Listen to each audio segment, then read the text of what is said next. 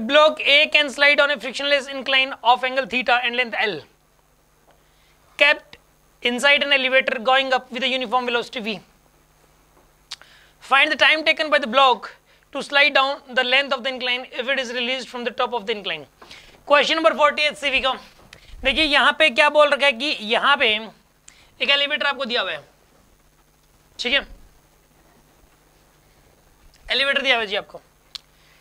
यहाँ पे block A can slide on the frictionless incline of angle theta, यहाँ पे ये वाला एंगल थीटा दिया हुआ है भाई, फ्रिक्शनलेस है मतलब म्यू की वैल्यू यहाँ पे 0 है, ठीक है।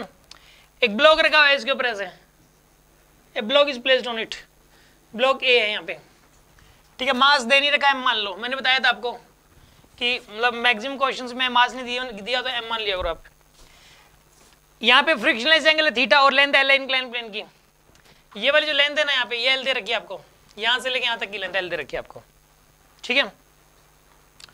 और ये वी कांस्टेंट स्पीड से ऊपर जा रहा है, ये वी कैसा था यहाँ पे, ये कांस्टेंट है, वी कैसा है यहाँ पे कांस्टेंट है। आपको ये बताना है कि यहाँ ए से लेके बी तक आने में कितना टाइम लगेगा। ये वाली पोजीशन ए, चलो ब्लॉक का नाम ए दे रखा है इसने, चलो पी क्यू मान लो, ये पॉइंट पी है, ये वाला पॉइंट क्यू है, यहाँ पी से लेके क्यू तक आने में कितना टाइम लगेगा। क्वेश्चन सुन लो फिर से, क्या है एक एलिवेटर भाई, एलिवेटर के अंदर एक इंक्लाइन प्लेन है, स्मूथ इंक्लाइन प्लेन है, इसके ऊपर एक ब्लॉक रखा हुआ है मास का टॉप के ऊपर, और इस इंक्लाइन प्लेन और इस ब्लॉक के बीच में कोई रफनेस नहीं है, म्यू की वैल्यू 0 है, स्मूथ है, फ्रिक्शनलेस बोल दिया इसने। एंगल गिवन है थीटा, गिवन क्या क्या यहाँ पे गिवन है constant velocity v, theta, length l given है। इनकी टर्म्स में आंसर बताना आपको, आंसर आपका इनकी टर्म्स में ही आएगा, जो गिवन है उसकी टर्म्स में आता है। ये मत करना तो जी तो जी की टर्म्स में बता सकते हैं आंसर, ऐसे मत करना m मान लिया फिर m की टर्म्स में ही आंसर दे दिया आपने। इसके अंदर v, थीटा और l गिवन है, और आपको ये बताना है कि टू फाइंड, निकालना क्या है इसमें कि time taken by the block from p to q, ये आपको निकालना है, ठीक है। इस क्वेश्चन के अंदर यहाँ पे देखो, ये वाला जो एलिवेटर ये कांस्टेंट स्पीड से जा रहा है, कांस्टेंट स्पीड से जाना और रेस्ट में रहना एक ही मतलब है, क्योंकि शूट ऑफ फोर्स दोनों में नहीं लगना। यहाँ पे देखो ये वाला जो ब्लॉक है स्ट्रेट लाइन पाथ पे चलेगा ऐसे एलिवेटर के रिस्पेक्ट में, और इस इंक्लाइन पे क्या लूंगा ऐसे जाएगा नीचे।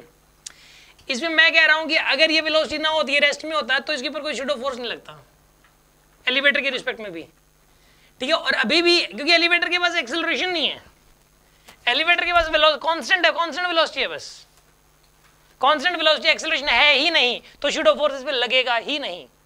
और शूट ऑफ फोर्स नहीं लग रहा तो एफबीडी तो सेम ही बनेगी, एफबीडी सेम बनेगी तो नेट फोर्स वही आएगा जो आना चाहिए, एक्सेलरेशन भी वही आएगा, टाइम भी वही आएगा।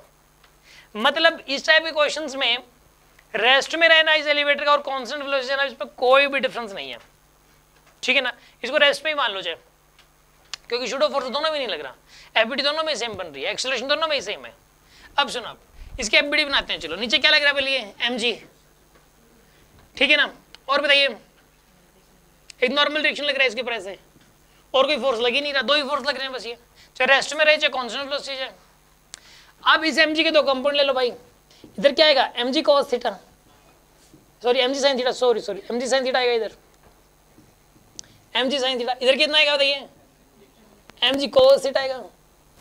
अब इस mg को हटा दो क्योंकि इसके दो कंपोनेंट्स आपने ले लिए, इसके दो कंपोनेंट्स ले तो आपने इसको हटा दिया। अभी जो नॉर्मल रिएक्शन है ये mg cos थीटा को बैलेंस कर लेगा, normal reaction mg cos theta को बैलेंस करेगा। अब नीचे की तरफ नेट फोर्स लगेगा, कितना लगेगा बताइए, नेट फोर्स लगेगा इसके ऊपर mg sin थीटा के बराबर। तो ये बताओ इसका एक्सेलरेशन कितना आएगा बताओ, इसका एक्सेलरेशन हो जाएगा g sin थीटा के बराबर नीचे की तरफ, ये इसका एक्सेलरेशन होगा g sin थीटा के बराबर।